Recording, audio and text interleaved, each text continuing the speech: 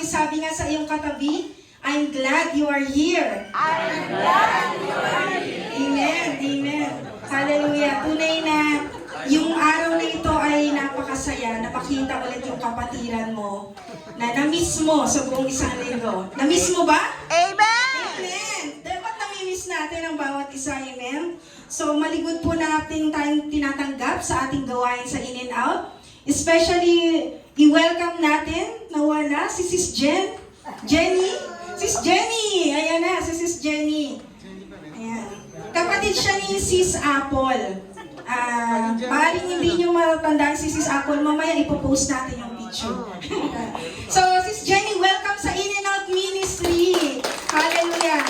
Nagagala kami na makasama ka namin ngayong araw sa pagpupuri at pagsamba sa Panginoon. Also kay Gion. Yeah, meron tayong Gion na boy, may Gion na girl tayo. Amen. Praise the Lord. Hallelujah. And also, for the second time, thank you, Brother Paulo, dahil bumalik ka. Nasaan si Brother Romnick? Hihilahin natin yan next week. Thank you for joining us in worship today. At tunay nga na ang araw na ito ay hindi isang obligasyon na ginagawa natin sa Panginoon. Bagkus ito ay isang pribilehiyo. Privilege to na makadalo sa gawain ng Panginoon sa pagpupuri at pagsamba. Magpasalamat tayo dahil tayo ay malaya sa bansang ito na magpuri at sumamba sa Panginoon. Unlike sa ibang bansa na kailangan nilang magtago. Amen? So purihin ang Diyos dahil tayo ay malayang sasamba, magpupuri sa Panginoon. At dahil dyan, inaanyayahan ko na tumayo ang lahat. Tayo po ay magbatian sa ngalan ng Panginoon.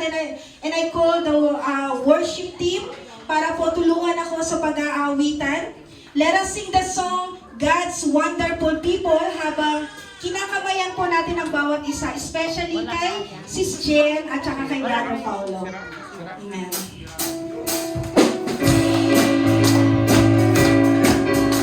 Praise God.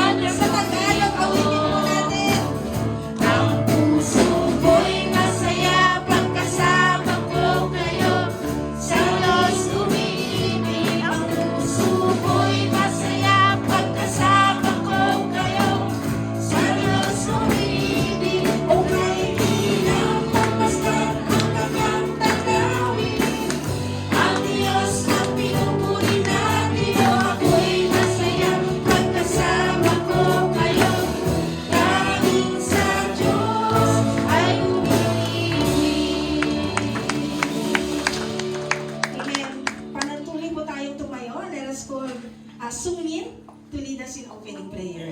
Praise God. Let us pray. Father, thank you for this beautiful day. May we increase in you. May we come into the abundance of your love. Thank you for seeing us through the weekend, bringing us to this weekend. We pray that this weekend will be filled with rest, refreshment, and quiet time with you. Grant us with this day some new vision of your truth inspire us with the spirit of joy and gladness, and make us the cup of strength to suffering souls. Amen. Amen. Thank you, Sumina. Praise God. Hallelujah. Nakakatuwa po, nakaka-bless na sa murang edad ng batang ito ay nagagamit na siya sa kaluwalhatian ng Panginoon. Amen? Papakabog ba kayo sa bata? Amen. Hindi tayo mapayag, di ba? Yung bata nga nagagamit ng Panginoon para magpuri sa Kanya, tayo pa kaya mga adults at may katinuan, tamang katinuan na pag-iisip. Amen. Amen. Hallelujah. At ang panalangin po ay hindi doon natatapos yung ating pagsamba at pagpupuri sa Panginoon. Bagkus ito yung simula para lalo nating maranasan yung presensya ng Lord. So sabi sa Psalms 95 verse 1 and 2, sabi doon, halina, tayo'y umawit sa Panginoon, tayo'y sumigaw ng may kagalakan sa bato ng ating kaligtasan. Lumapit tayo sa kanyang harapan ng may pasasalamat at umawi tayo ng mga papuri sa kanya. The Bible command us. Hindi to suggestion. Ito ay commandment. Ito ay sinasabi ng Panginoon na tayo ay magpuri sa Kanya, umawit ng may kagalakan, hindi kalungkutan. Amen? So ngayon, aawit tayo ng masaya. Kung pwedeng pumalakpak po kayo. Kung gusto nyong sumigaw kayo. Kung gusto nyong tumalon kayo. Kung gusto nyong itaas ang kamay, malaya po kayong gawin ang lahat ng bagay basta para sa pagpupuri at pagsamba sa Panginoon. Amen. So, itodo na natin to. Amen. Todo ang pagpapala na gagawin natin para sa Panginoon. Hallelujah. Let us sing this song. Praise God. Hallelujah. Bubuksan ng Panginoon ang kalangitan para ibuhos niya ang pagpapala sa bawat isa. Ang kalangitan, ibuhos ang kasaganahan. Handa na kami sa lungin, dapat mawala kung minsan pa. Buksan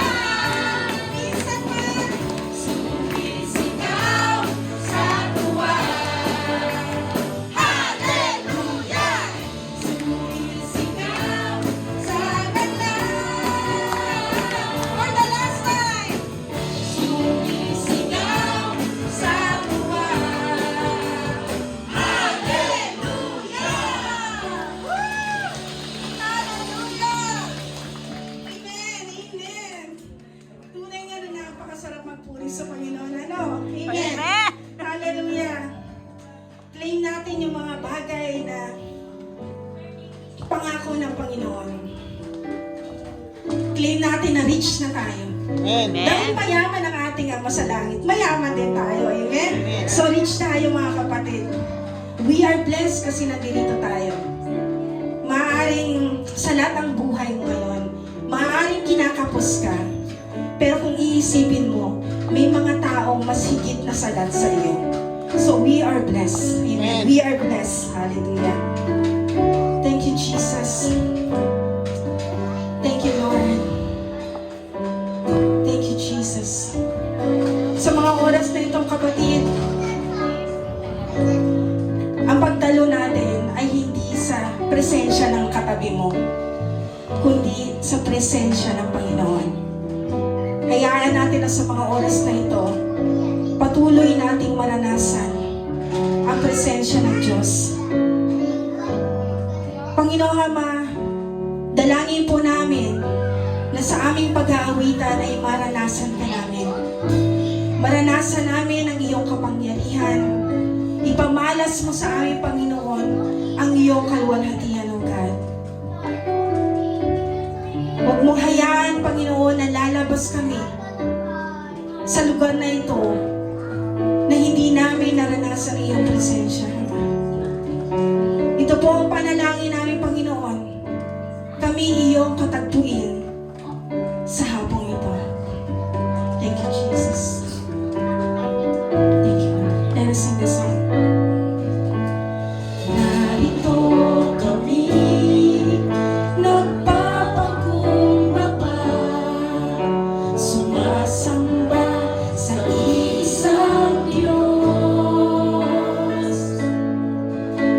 Hinahanap namin kahit ng iyong mukha, sumasamo sa iyong pagkilos, at sa hiling na hain aming dalangin. Kami katagpuin, iparanas mo sa amin ang iyong kapangyarihan.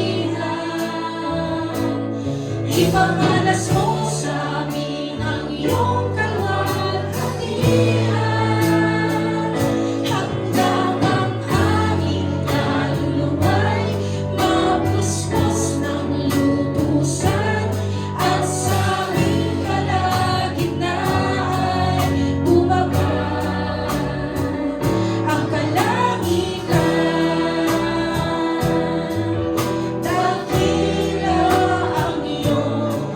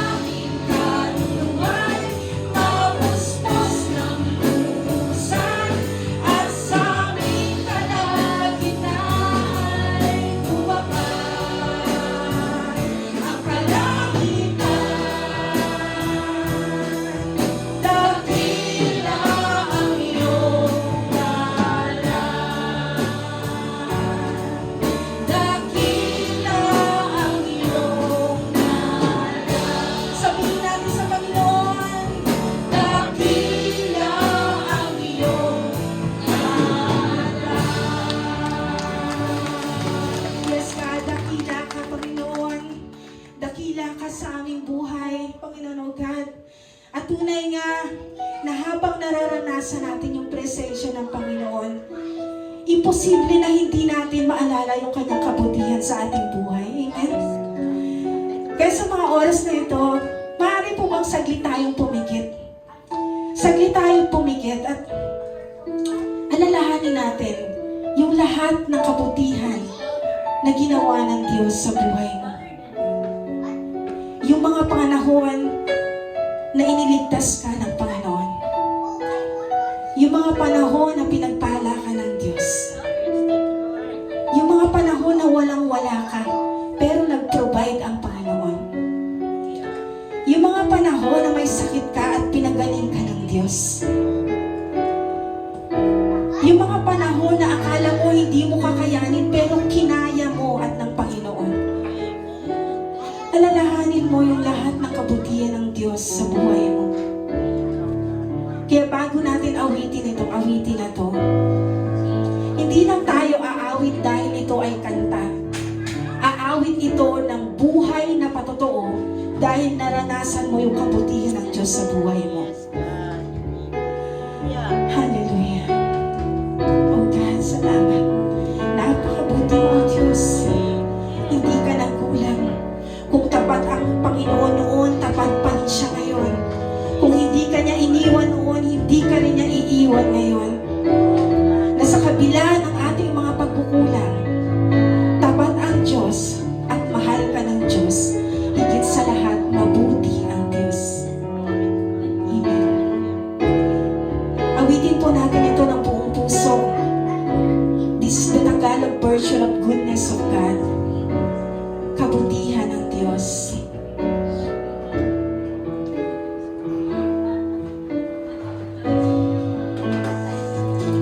Mahal kita. Walang hanggan ang iyong biyaya. Buong buhay, hawak mo sa iyong kamay. Mula sa aking pagmulat hanggang sa pag-ibig, aawitin ko ang kabutihan. Minsan pa sabihin natin sa Panginoon, mahal kita. Amen. Walang hanggan ang iyong biyaya. Buong buhay, hawak mo sa iyong kamay.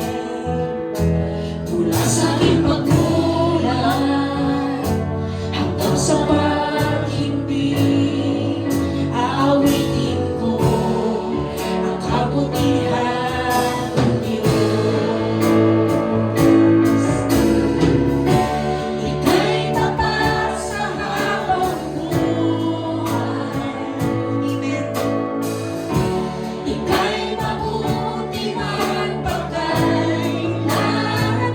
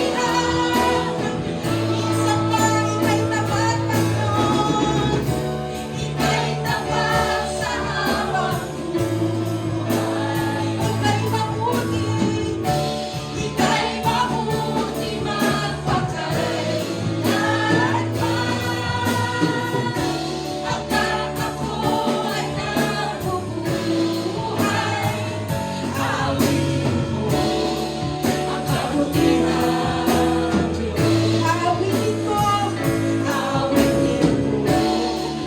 kabutihan ng Diyos.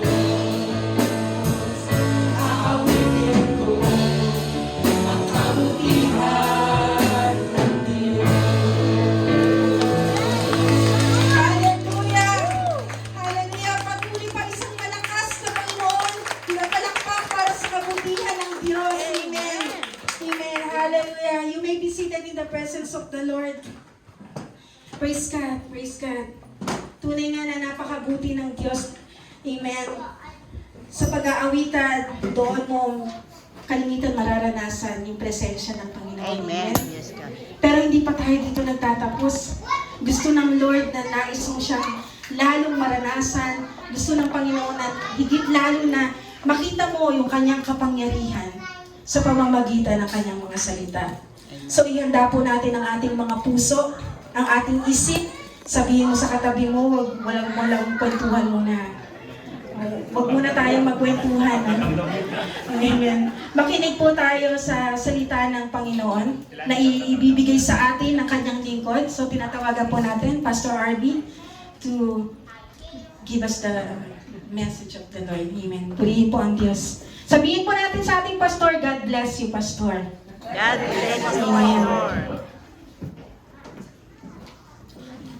Thank you, worship team. So, medyo na-pressure ako nung sinabi niyong God bless you, Pastor. Parang kailangan ko mag-mensahe talaga ng ano. Pero hindi po, mga kapatid. Ang salita ng Diyos ay laging may bagong pagtuturo at laging makabuluhan. Basta tayo po'y handang makinig at bukas ang ating puso. So, meron po tayong konting technical difficulties. Ayan, so meron po tayong konting technical difficulties at may problema po yung ating mga monitor, pero hindi po ito naging hadlang upang maglingkod tayo at sumamba sa Panginoon ngayong umaga. And as I proceed, I'd like to read the scripture reading. Nakatingin lang sa akin si Brother Romel. So mga kapatid, may I request lahat po tayo, basahin natin in English and Tagalog. Wala po akong monitor sa harapan ko. Ready? Go! My son, do not despise the Lord's discipline, and do not resent his rebuke. Because the Lord disciplines those he loves, as a father, the son he delights in. Ang anak, ang saway ni Yahweh ay huwag mamalipin, at ang kanyang pagtutuloy ay huwag mong itakwil. Pagkat lahat ng mahal niya ay tinatama ng daan, tulad ng anak na minamahal, sinasaway ng magulang. Amen. Amen. Maraming salamat po. But before we proceed, ipagkatiwala po natin ang pag-aaral ng salita ng Diyos through prayer. Manalangin po tayo.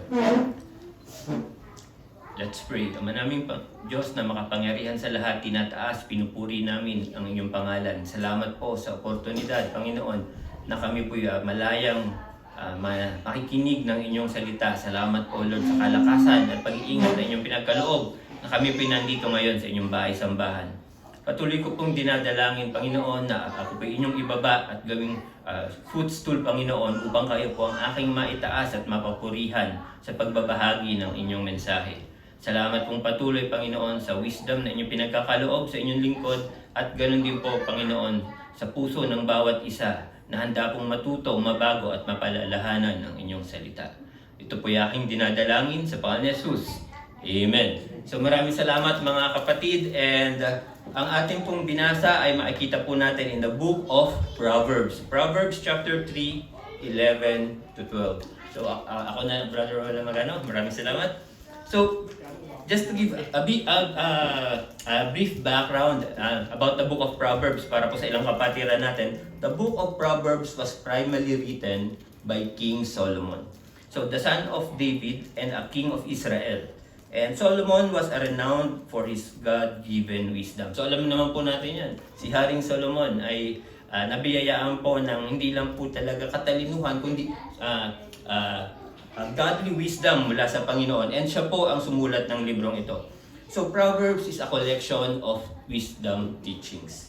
It is designed to help people live skillfully and godly lives. So more on practical application po yung laman ng librong ito. The book was originally intended to teach wisdom and understanding, develop godly character, prepare young people for life, help God's people fear the Lord and walk in obedience. And makikita po natin through chapters 1 and 9, hindi ko na po ilalabas sa ating multimedia. So makikita po natin through chapters 1 and 9, pinapakita po dito pa ulit-ulit, sinasabi ni Solomon, ina-address niya yung audience niya as my son. So this reveals that Proverbs is not merely a collection of wise saying, it is a father's heartfelt instruction to his child. So alam ko mga kapatid, next week pa yung Father's Day. But since wala po tayo dito at susuporta po tayo sa Thanksgiving na isang simbahan, I decided na ibahagi po ngayon ang ng ating mensahe is about fathers. And alam ko marami sa atin dito, tatay na, gustong maging tatay, and darating yung time, magiging tatay din. And mga kapatid, isa sa nakita ko kung bakit nandito yung mga tatay na yan, because they want to provide for their family. We are in a foreign country, malayo sa pamilya, malungkot, puno ng pagsubok, puno ng problema, ng stress. Once in a while, nagbabasketball. Once in a while, kumakain tayo sa labas. But, ang main reason kung bakit kayo nandito ay hindi sa anumang dahilan, kung hindi upang mag-provide sa inyong pamilya. But ano ba ang sabi? Lahat ba tayo, mga fathers, ganun yung puso natin? Parang mahina. Para sa inyo to, fathers, makita natin lalaki tayo. So, ganun ba yung puso natin, mga fathers? Amen. So, kung totoo talaga naniniwala kayo, let me hear all the fathers say, Huwa! Huwa! What? Parang kulang sa almusal eh. Isa pa, yung strong, yung fatherly figure talaga. 1, 2, 3, go! Parang may plema yung iba eh. So fathers, para sa atin to kaya gusto ko i-ready talaga eh. Last one, ready? Fathers, say! Okay, maraming salamat. And dito nyo lang yung gagawin. Pag uwi nyo sa bahay, huwag na kayong maingay mga fathers ha. So huwag na kayong maghuhuwa pag uwi sa bahay. O pagka-video chat nyo na yung pamilya nyo. So dito lang tayo maghuhuwa mga fathers. But before that, ano ba ang sinasabi ng Biblia regarding fatherhood? So sa fatherhood is portrayed here as ano pang sabi ng mundo regarding fatherhood? Fatherhood is portrayed that has traditional roles. So pag sinabing tatay, una, sabi ko nga, provider. Pangalawa, protector. Pangatlo, tagapalubat. So sa ngayon, bawal na yung mga kapatid eh. So fathers has the authority sa kanilang bahay. Hindi lang sa kanilang mga anak, hindi lang sa kanilang asawa, but all of their household. And makikita po natin dito, the Hebrew word for parent is horim. Hindi po yung anak ni Bro Raymond, but it's horim, meaning parent. And the word for the Hebrew word for teacher is more. And again, this links to parenthood. When we became a parent, and ayoko maging unfair sa mga mothers So kaya sinasabi ko, this is about parenthood. So when we say parenthood, it consists of teaching and raising up a child. And mga fathers, you have a big role. But ayokong sabihin ng iba, ay lalabas na ako kasi ang preaching para sa mga tatay. But again, lahat po ito ay para sa atin. Why? Lahat po tayo magulang. Lahat po tayo nagkaroon ng tatay. And after ng mensaheng ito, mauunawaan natin ano po ba yung role ng isang godly father. So sabi po dito, mga kapatid, a father is also a teacher and also gives instruction. Pero syempre, andyan yung katulong niya, ang kanyang mahal na asawa or yung mothers. Kasi parang ganito yung mga kapatid. Sasakay ba kayo ng aeroplano na isa lang ang pakpak? Hindi. So, ganun po ang parenting. Dalawang pakpak po yan. Isang tatay, isang nanay. When last time na discuss na natin kung anong kahalaga ng isang nanay, ngayon naman, ano yung kahalagahan ng isang tatay? And makikita po natin dito, in the ancient Israel, mothers nurtured until their children are around 3 years old. Then after that, ang sunod na training na gagawin na, fathers assume instructional role, including vocational training and spiritual education. So during those times, habang maliit pa yung bata, syempre, pinapakain, uminom ng gatas, under siya ng supervision ng kanyang nanay. Pero pag dumating na yung point at certain age, 3 years old or maybe above, man, doon na papasok yung role ng father. Why? Napakahalaga ng role ng isang ama sa loob ng isang bayan, ng isang pamilya. Alam ko, marahil sa inyo, baka malulungkot, magiging emotional habang nagme-mensahe ako. Kasi nandito kayo eh. Iniisipin nyo, parang hindi ko nagagampanan yun. But later on, i-explain natin ano pa rin yung kahalagaan. Kahit nandito kayo, you can do your role as a father. Sabi sa Proverbs 1, verse 8, sabi po dito, "Listen, my son, to your father's instruction, and do not forsake your mother's teaching." So, partnership po talaga. So mga father, makikita po natin dito na hindi lang tayo basta-basta nagpo-provide. Hindi lang tayo nandito dahil para sa financial. Although, andyan din yung ating sakripisyo, ang kalungkutan, lumalaki yung mga bata nang hindi sila kasama. But thank God, because of technology, naalala ko, during those early times, OFW rin yung father ko, voice tape, yung mga medyo late na pinanganak, alam po ito. So, yung mga medyo bata-bata, di nila siguro na-encounter. Voice tape, yung sulat, and example, yung father ko, may katrabaho siyang uuwi sa Pilipinas, magpapadala ng pasalubong, andun din yung sulat, andun din yung voice tape. And ganun yung way, paano tayo mag-communicate before. Kaya minsan, napakahirap during those times, nasundin yung sinasabi ng Biblia to train them, to instruct them, yung mga bata, because walang communication. But thank God sa technology, even nandito tayo, ginagampanan natin yung role natin bilang provider, bilang sustainer ng pangangailangan ng ating mga pamilya. We could still guide them, we could still talk to them habang lumalaki yung mga bata through Facebook. Diba? So yung mga kapatid, and this afternoon, I'd like to share the title of my message, which is More Than a Provider. Kasi pag sinabi natin tatay, akala natin lagi lang tagadala ng pera. Kahit sa Pilipinas, mga kapatid, yung tatay, pag araw ng sweldo, excited si nanay, nagluluto ng paboritong ulam. Naligo na yung mga bata, iniintay na si tatay. Why? Kasi may pasalubong. Tapos lalapit kay nanay, ibibigay yung sweldo.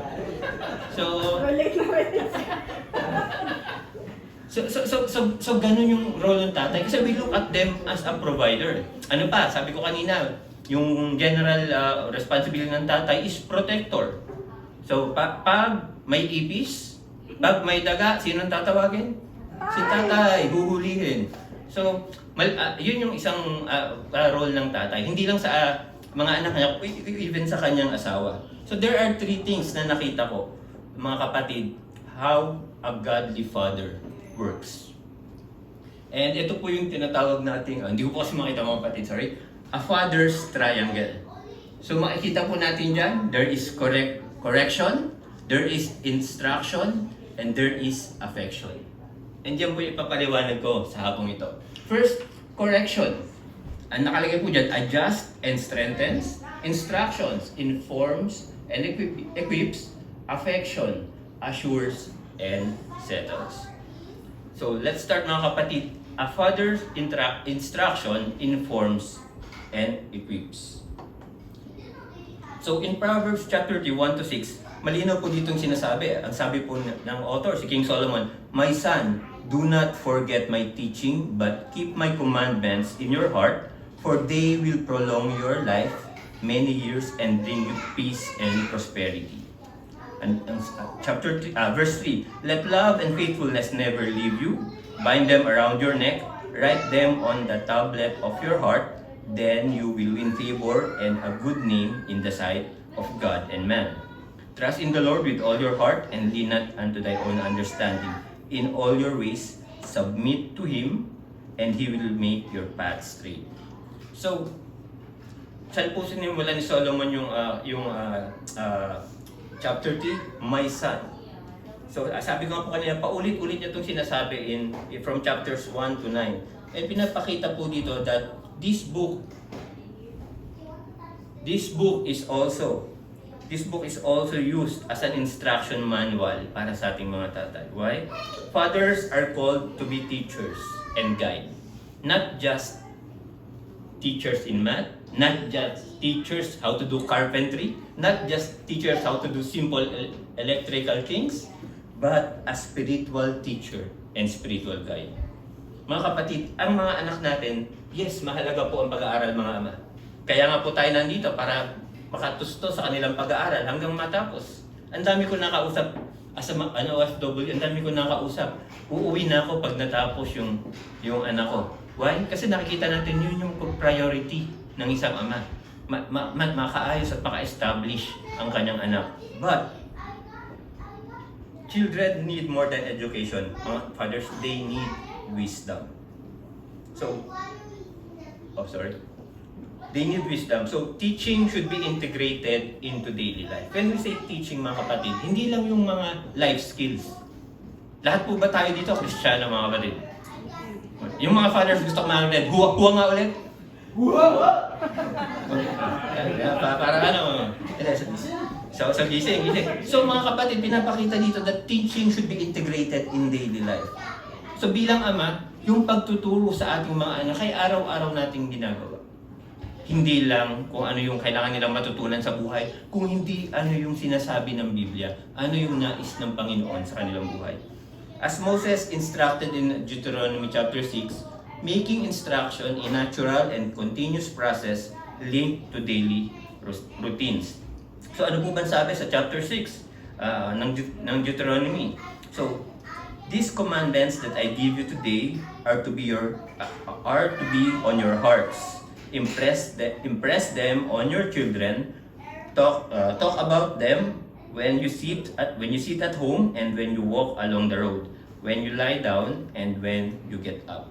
So pinapakita dito, sabi dito, yung commandment na sinasabi ay ito yung kautusan ng Diyos sa atin bilang mga mananampalataya.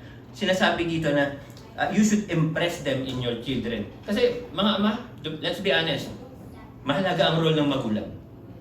But the true authority ay nanggagaling sa atin. Nangiti si Brother Romel, sinabi ko yung true authority. So, but anyway, when we say true authority, sa mga ama na ito nanggagaling, why? Kasi this is my personal experience. Lumaki ako, yung father ko on and off sa Philippines, nag-abroad. Pero kahit lagi kong kasama yung mother ko, mas takot pa rin ako sa father ko. Kapag sinabi niya, mas sumusunod ako. Lalo na pag nandyan siya. I remember mga kapatid, nung bata ako, pag wala siya, nasa ibang bansa, na tinatapos niya yung contract niya, late na ako na uwi. But yes, na-experience ko yan ng inyong pastora. So, kasi ginamit rin ng Diyos yung mga experiences na yon to mold me habang lumalaki. So, late na ako umuwi. Minsan may instructions ang mother ko, di ko sinusunod. Pero once na nagbakasyon na yung father ko, bawas na yung paglabas ko ng gabi. Maaga na akong gumigising, hindi na ako nagpupuyat. Why? Kasi I have fear. And marahil mga kapatid, marami sa atin, yung takot na nararamdaman natin ay takot mapagalitan, takot mapalo, and that is the importance of other authority sa loob ng pamilya. And mga kapatid, naalala ko, let's always remember, yung takot natin sa ama natin, we should also have this on our God, our Father. Why? When we say again fear, sa ating Diyos Ama, fear in awe. Fear out of respect. And I believe yun, ganun din yung na-experience natin sa ating mga biological fathers. Yung takot na yun, out of respect. Amen. Diba? Amen po ba? Amen. Sino po yung pasaway dito? Taas kamay. Nung bata. Yun. So marami sa atin, ganun talaga yung experience eh. Pag andyan na si Papa, magtitinong na ako, andyan na si Father. So napakahalaga ng authority ng isang father sa loob ng bahay. Because they give instruction and they teach a child how to grow properly and in a godly way. So, pinapakita po dito, as fathers, alam ko, mahirap gawin ito sa ngayon dahil nandito tayo sa abroad. But as fathers, sabi dito, you should say, play, and pray. So, anong ibig sabihin po nun, Bro RV? So, when we said, say, play, and pray, pinapakita dito that we are engaging as a model where the biblical stories na natututunan natin, ikinukwento natin sa mga anak natin, ay nakikita rin nila sa buhay natin. Kasi mga kapatid, ewan ko, yung mga men natin nung nasa Pilipinas, may mga baby kayo, mga bata, na-experience nyo na storytelling bago matulog. Yung kinukwentuhan niyo yung mga anak nyo. So again, tandaan nyo first point pa lang tayo. Teaching and instructing, di na natin nagagawa, fathers. So, this is a reminder, hindi ko kayo dinandown or what. But this is a reminder, teaching and instructing. So ganun tayo minsan. For example, nagkukwento tayo sa mga anak natin before sila matulog. For example, yung story ni Joseph, story ni Abraham. And mga kapatid, nakikinig yung bata. But sa isip ng bata, habang kinukwento nyo yung great man of the Bible, one of the great man of the Bible, ang tinitingnan niya na one of the great man ay mismong ikaw, ama. Mismong ikaw na tatay na nagkukwento. Kung paano mo ikwento ang character ni Joseph, ni David, ni Abraham, tinitingnan niya yan kung meron ka rin ganong character. And yan yung sinasabi ko, after we say, you should play. Play your part. Gawin mo yung tinuturo mo o yung ini-instruct mo sa anak mo. And pagkatapos niyan, mga kapatid, even we do our best bilang tao, may limitasyon tayo. Next, what we should do para sa ating mga anak, fathers, we should pray for them. That even you're a good role model, patuloy pa rin natin ipagkatiwala sa Panginoon yung ginagawa natin na pagsiset ng good example sa mga anak natin. And one of the great characteristics of a father is being a great example. Yung mga bata, alam natin yan, mas tinusundan nila lagi yung kinikilos kaysa sinasabi natin sa kanila. That's why it's really important when instructing them, when teaching them, you should also do your part. Pakita nyo na ginagawa nyo yun at ipanalangin nyo. So, fathers should read the scripture with their children, pray with their children, model Christian living. Teach Bible values through daily conversation.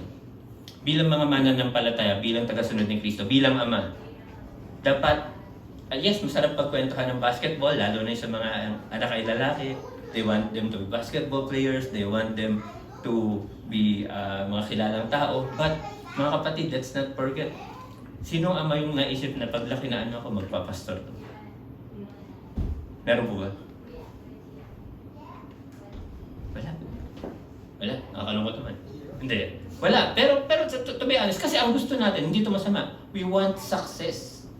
We want them to grow successful. We want them to have a comfortable life. Kaya nag-i-aim tayo ng pangarap. But mga kapatid, as godly man of God, by being not just a provider, we should also aim na lalago sila bilang tagasunod ni Kristo. Hindi lang natin sila tinuturuan, mga kapatid, na abutin ang pangarap nila, kundi dapat turuan din natin sila, i-instruct natin sila paano lakaran ang nais ni Kristo sa kanilang buhay. And ang pinaka-thought ng ating first point is, children learn more from what fathers live than from what fathers say. And I agree on this nung bata ako, mga kapatid. Yes, takot ako kay Papa.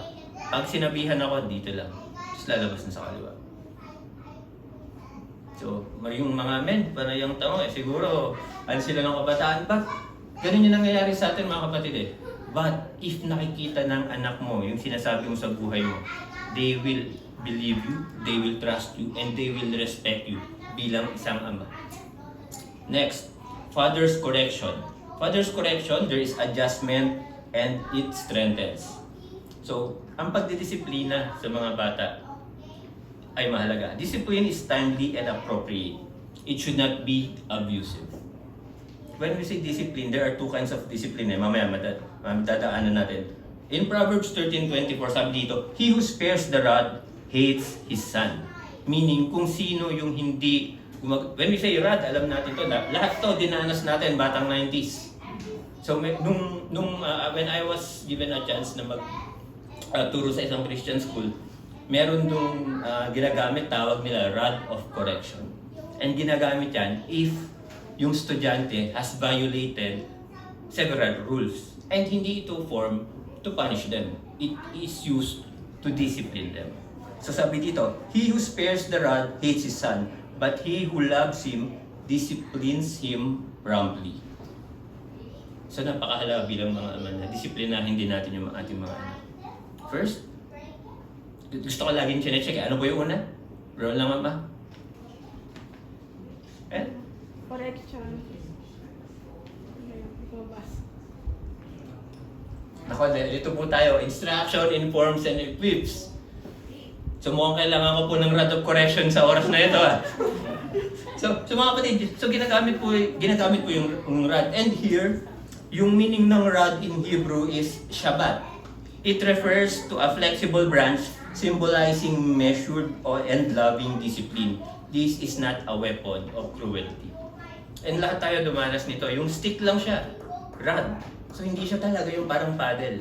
Parang ano lang siya, ginagamit siya, pat-pat, kawayan. It is called a rod. And ang Hebrew word ay shabat. So ngayon naunawaan ko na, kasi nung pinapalo ako, bawat hampas ng nanay ko, ang tulog, shabat. Shabat, tuwing tinatamaan ako. Ganun yung tunog ng kawayan. So yung pala ibig sabihin nun. So mga kapatid, tuwing maaalala nyo, nung pinapalo kayo at magiginig nyo yung tunog, it's meaning rod in Hebrew, shabat. So correction is evidence of love.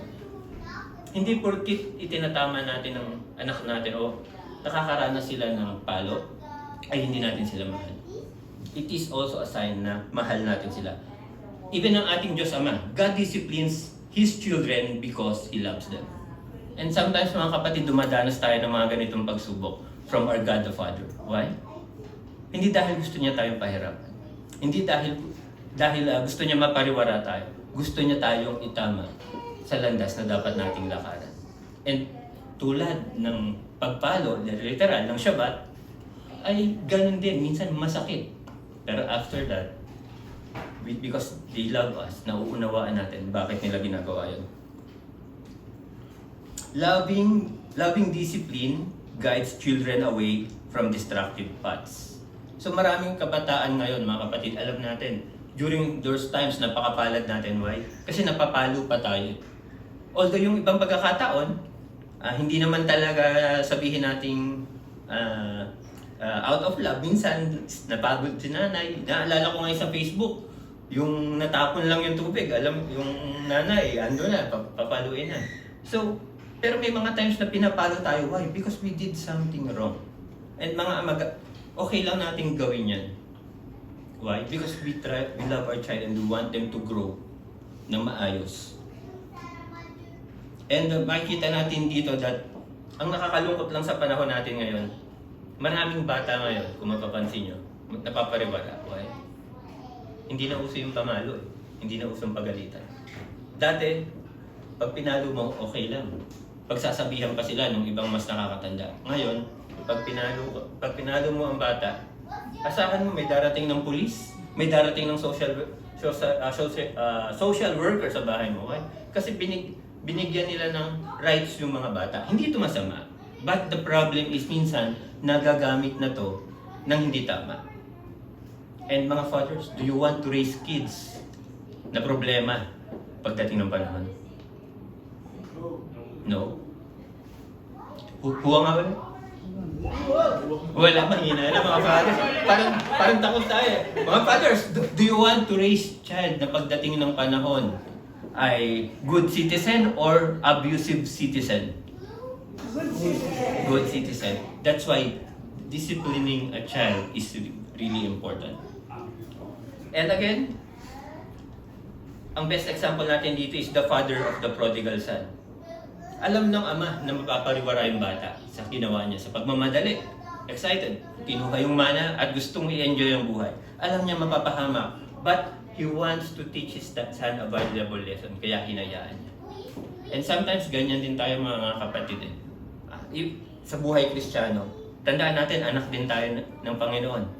Sa buhay Kristiyano, minsan atat tayo, nagmamadali tayo. Whether it be financial success, whether it be gaining material things, or ano pa mang bagay na nais natin.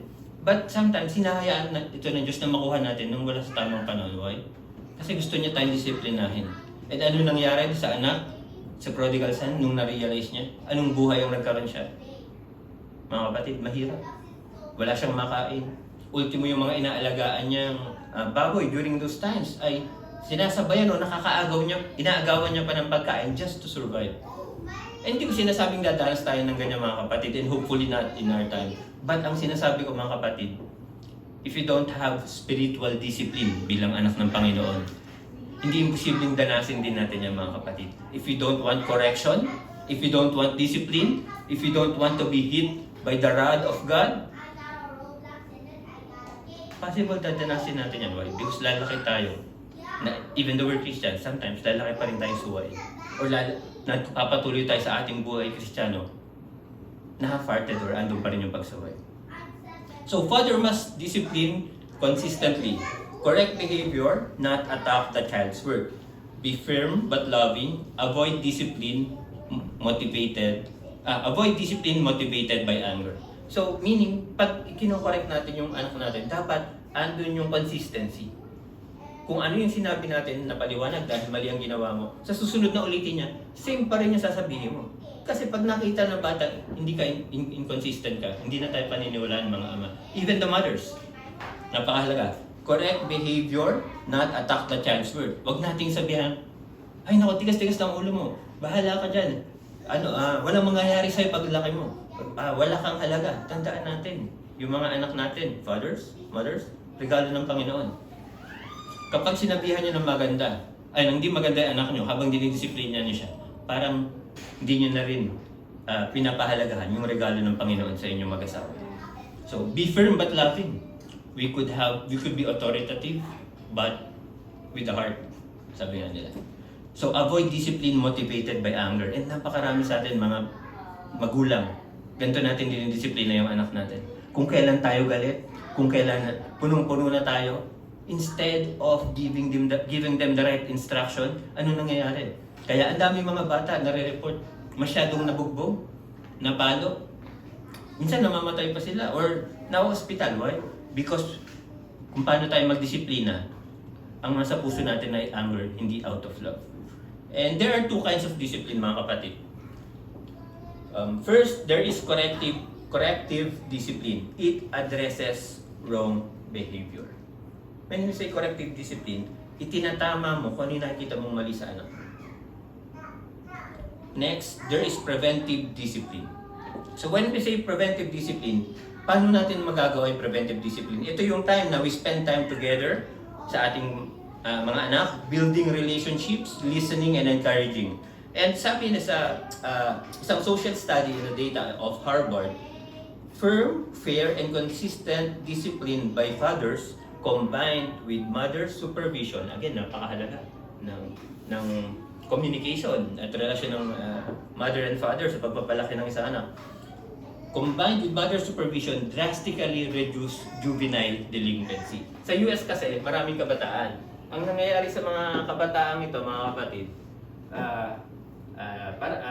pag underage ka pa, hindi ka pa pwedeng ikulong, hindi ka pa pwedeng ihatulan or i-trial bilang isang adult. So, most of mga bata nakakagawa ng krimen or nakakagawa ng kaguluhan sa community, they are thrown in a juvenile detention facility.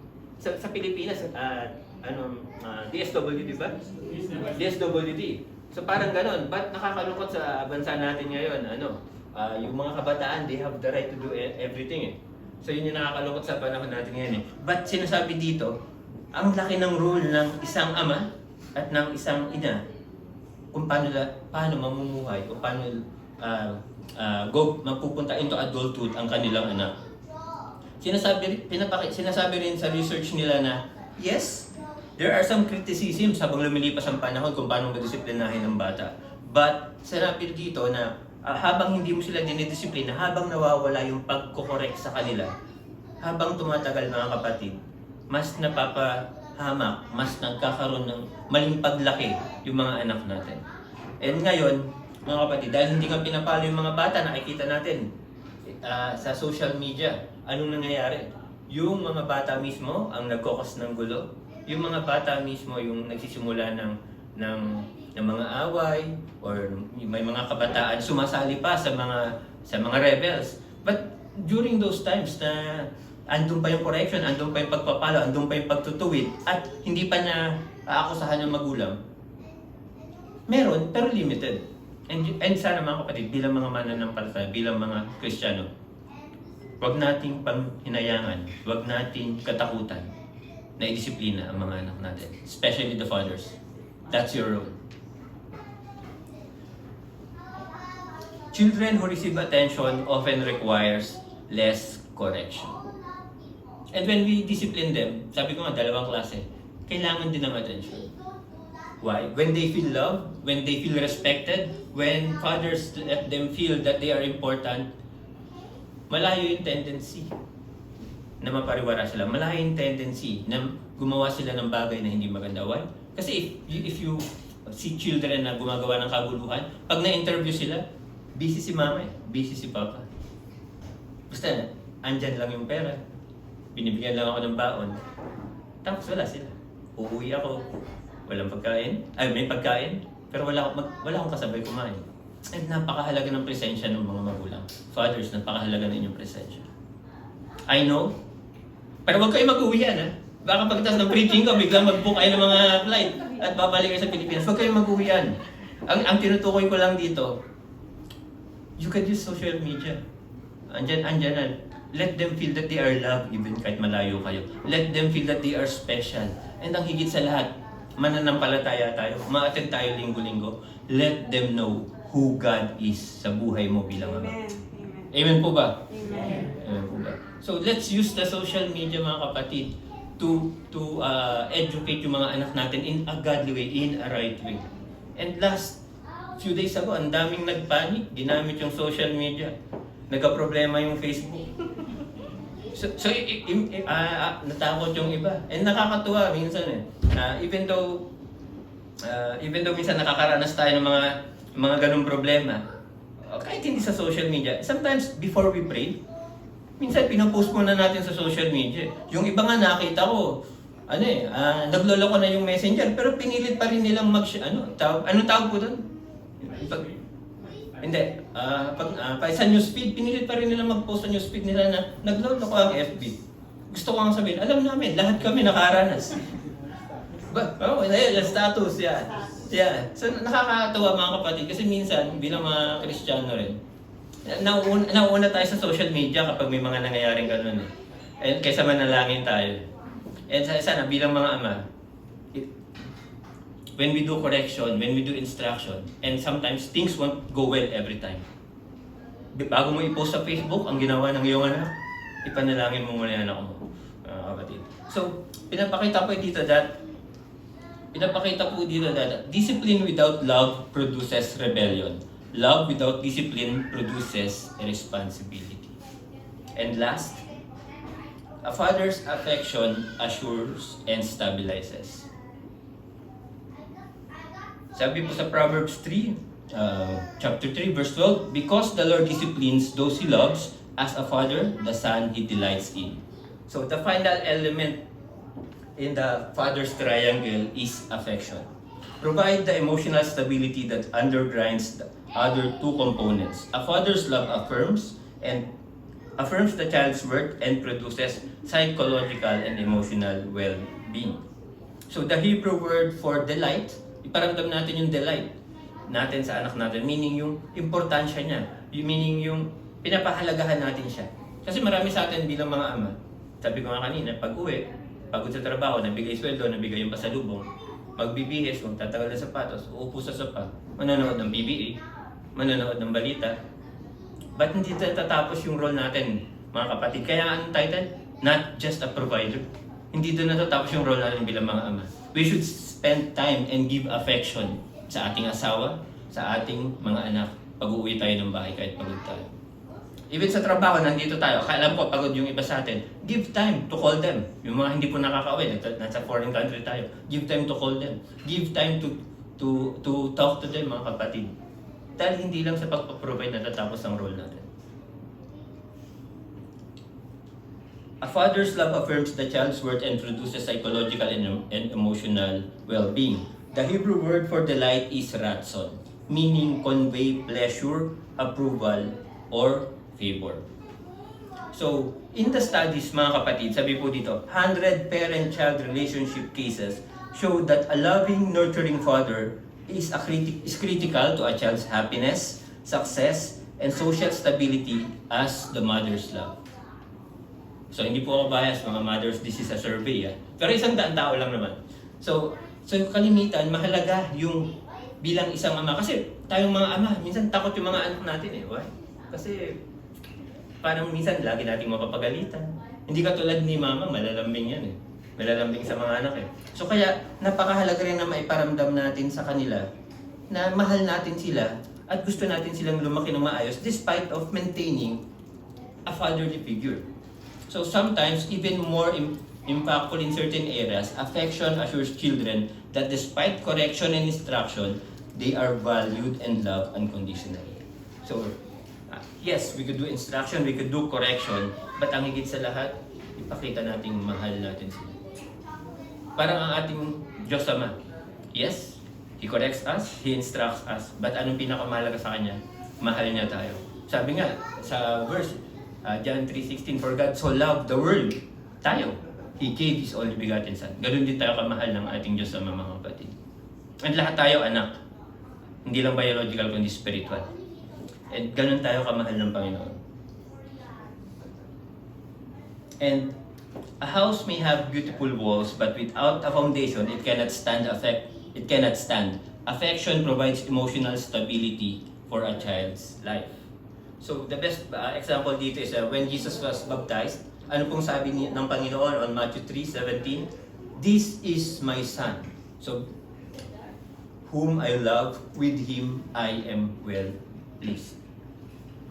So alam ko mga men, mga tatay na tayo, pero ano yung feeling nyo nung bata kayo? Iba yung feeling na sinabi ni mama, oy, ang bait ng anak ko, oy, ang sipag ng anak ko. Ano yung nararamdaman nyo pag nanggaling yan sa tatay nyo? Proud. So, iba kasi, fathers, iba yung dating pag sa inyo pinanggaling yung affirmation, sa inyo nanggaling yung pagmamahal na magiginig ng anak nyo. And that's your role as a godly father. Naalala ko nung bata ako, ayoko kasi, siyempre yung kabataan ko ang ano ko regarding my father, but ang naalala ko nung bata ako, tuwing uuwi ang papa ko, lagi akong nag-i-stay sa kwarto niya kasi alam ko late siya nakakatulog. Hindi dahil nandun yung pasalubong, pero hinahanap ko yung time na makakwentuhan siya. Hinahanap ko yung time na mga matututunan ko na ma-share niya sa akin sa buhay niya. And nakita niya mga kapatid, kung gaano kahalaga yung ganong moment sa mga anak natin. Huwag natin kalimutan ito mga tatay. Alam ko busy tayong gumawa to provide for them. But those are the three things. These are the three things na kailangan natin bilang lingkod ng Diyos, bilang mga godly fathers, how to raise our children well.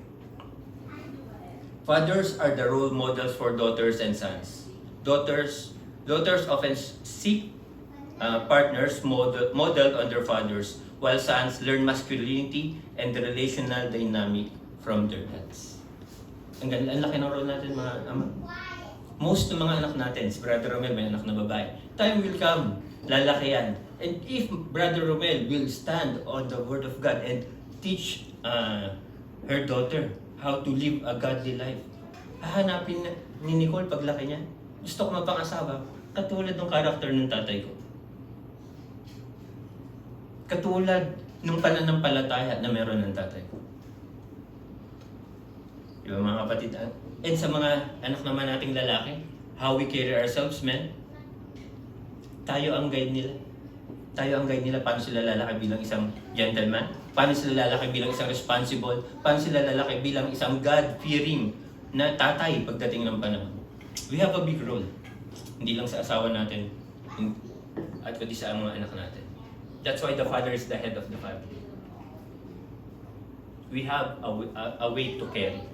And the good thing is, God did not design us, or God gave us a way to carry, but God designed us also to carry that weight out of love, out of sacrifice, and out of trust and faith sa ating Panginoon. And as I end my message, mga kapatid, let's not forget, men, hindi lang sa mga anak, hindi lang sa bahay, even sa gawain ng Diyos, we should take lead. We should take lead sa pangunguna. We should take lead on teaching. O kaya, mga men, mga fathers, huwag po kayo mahiya pag nilapitan ko. If I want you to pray, if I want you to do the scripture reading, why? It's also a training.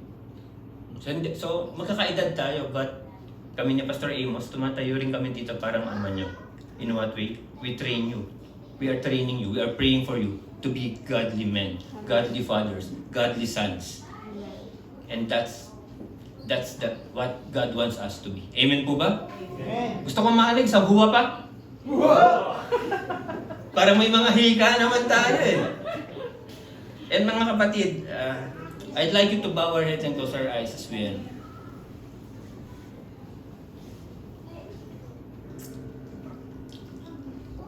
Let's always remember, mga kapatid, being a father is not just being a provider. A godly father instructs, teach, discipline, shows affection, led by example. Sa hapong ito, naway lagi nating tatandaan, mga ama, dinala tayo ng Diyos sa simbahang ito. Hindi lang para makinig. Hindi lang para makipagkwentuhan sa mga kaibigan. Hindi lang para makipagpalakasan. Dinala tayo ng Panginoon sa simbahang ito for us, to equip us, to teach us how to raise godly sons and daughters. How to value, how to love our wives. And sa ating pagtatapos, let's put in our hearts and our minds, we are not just providers. We are not just protectors.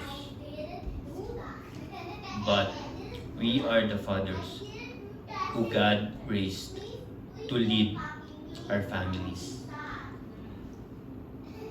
in their spiritual growth. And sa ating pagtatapos, I have a question na bibitawan. Isipin natin sa ating mga sarili, am I doing or do I have the characteristics of a godly father? Am I able to fulfill my role, my general role as a father to provide? But am I also fulfilling my spiritual role as a father? Nakita po natin. I used a triangle, mga kapatid. So every time we will see a triangle, we will remember those three things that we should do as men, as the mighty man of God, as a man that is God-fearing, mga kapatid. And sa hapong ito, nawa po'y makita natin ang ating kahalagahan. Hindi lang sa pagpaprovide ng pinansyal, hindi sa pagpapalago at paggagay ng ating mga pamilya at tahanan. Manalangin po tayo.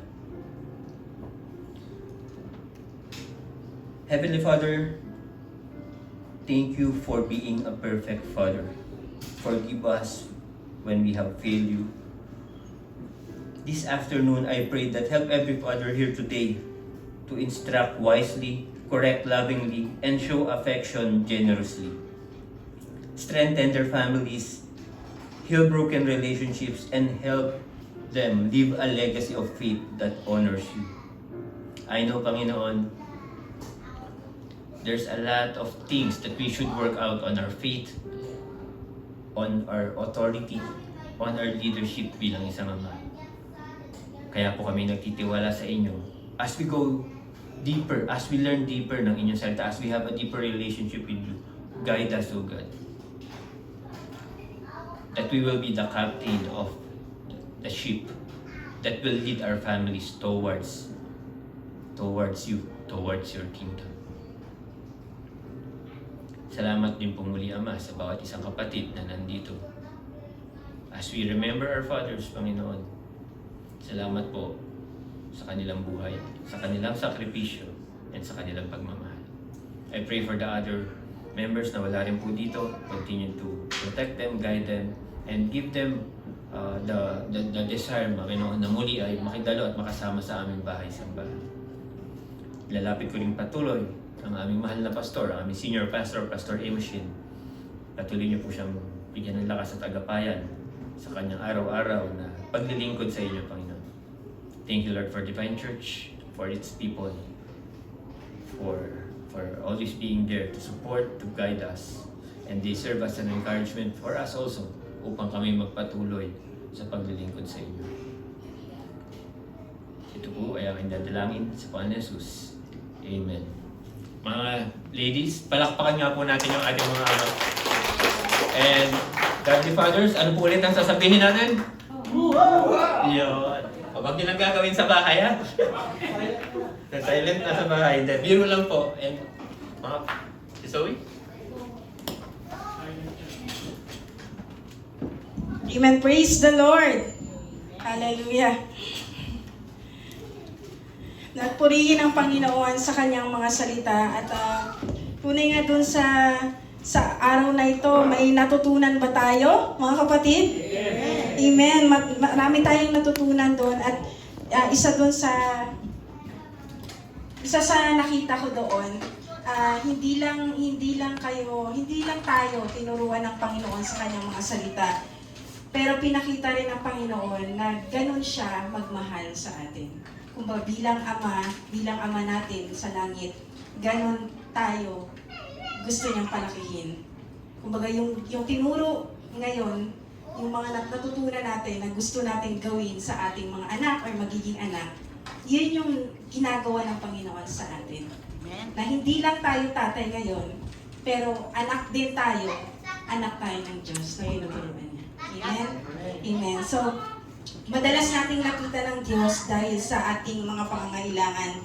Pero sabi doon sa title, More Than a Provider, at tunay na good provider siya. Ngunit pinaalala sa atin ngayon ng Diyos na higit pa sa isang tagapagbigay ng pangangailangan.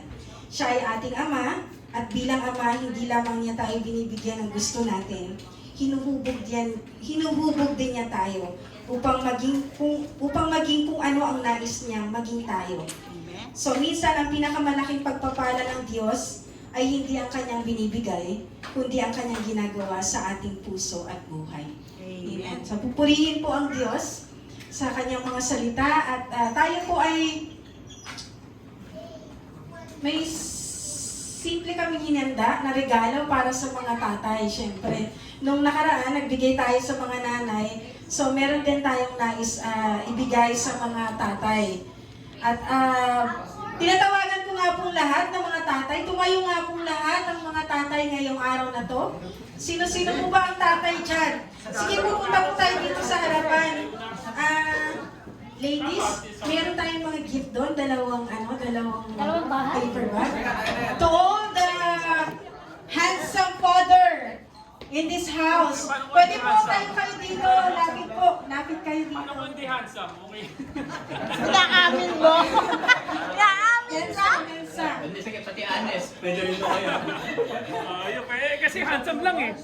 Baba mo na yan. Pwede rin daw kahit honest. Akin na yan. Wait, Mel.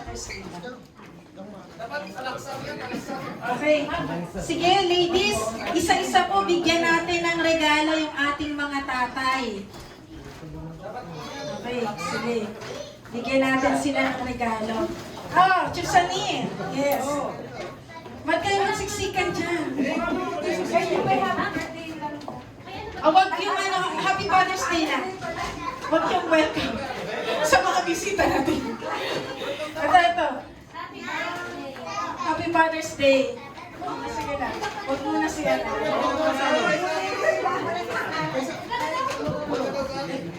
Okay, sige na.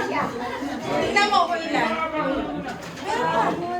Ayun pa. Meron pa. Ayun si brother.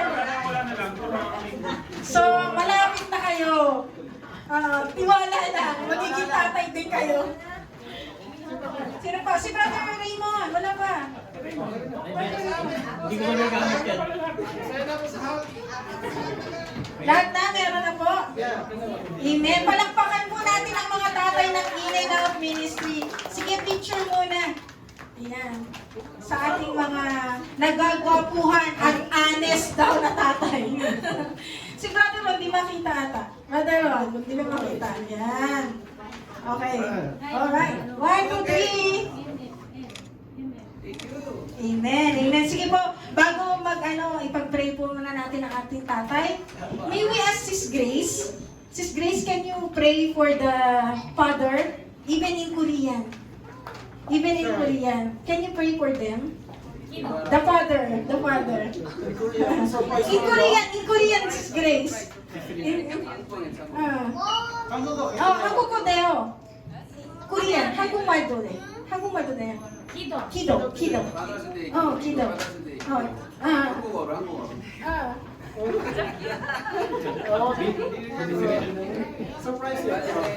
Okay, Sis Rina, can you pray for the father?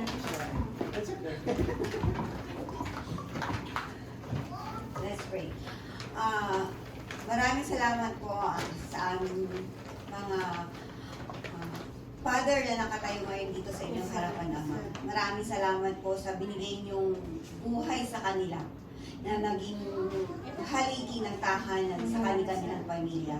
Panginoon, nawa po patuloy niyo po silang ingatan sa kanilang mga desisyon, sa kanilang pagpapalaki ng kanilang mga anak, sa kanilang pamilya. Lord, alam po namin na malayo po sila sa kanilang mga mahal sa buhay, sa kanilang mga anak, sa kanilang asawa.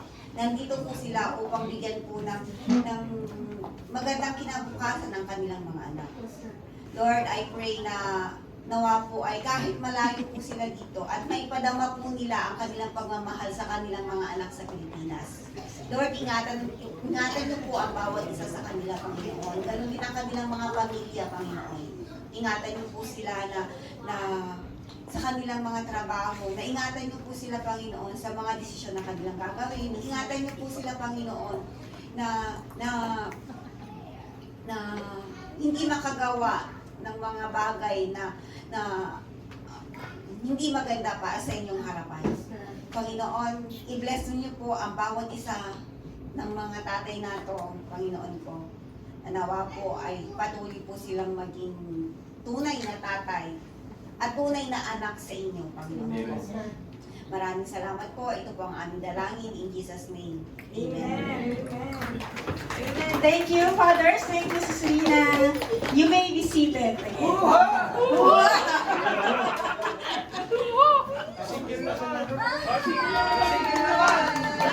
grabe. Single. Oh, next na yung single. Okay. Okay, kung napapansin niyo po, hindi po tayo dito talagang nag-o-offering. Minsan, siguro kung naka-attend kayo sa ibang church, meron talagang time ng parang kumakanta sila and then they give their offering, di ba? Pero dito po ay hindi po namin ginagawa yon talaga kasi isa yun sa mga utos sa amin ni Senior Pastor, Pastor Amos, na ayaw niyang maging dahilan yun para hindi tayo umaten. Minsan kasi baka maging dahilan yun na ayaw kong umaten kasi wala akong ipapag-opening. So hindi po namin ginagawa yon. Kung gusto niyo lang talagang magbigay, hindi po talaga mandatory. Kung gusto niyo magbigay, i-shoot niyo lang po dun sa basket kung nais niyo. Kung wala naman, wala po problema. Amen. Dahil sabi sa Bible, God's love the cheerful giver. Ayaw niya ng compulsory. So gusto niya kusang loob. So kung nais niyo pong magbigay, iabot niyo lang po doon sa basket, ihulog niyo lang po doon. Okay? Para baka minsan nagtataka, wala silang offering. So kami po ay kusang loob sa inyo. Amen. So, any announcement? Yes, Pastor? Okay. Okay, maraming salamat po mga fathers and thank you mothers kasi the success of a father, there is always a wife behind it. And salamat sa mga nanay. And yung iba naman po, I don't want to be unfair, may mga kapatid tayo. They are a mother and a father and you are doing a job well done also sa pagpapalaki ng mga anak nyo. And this afternoon, I just have some few announcements. Next Saturday,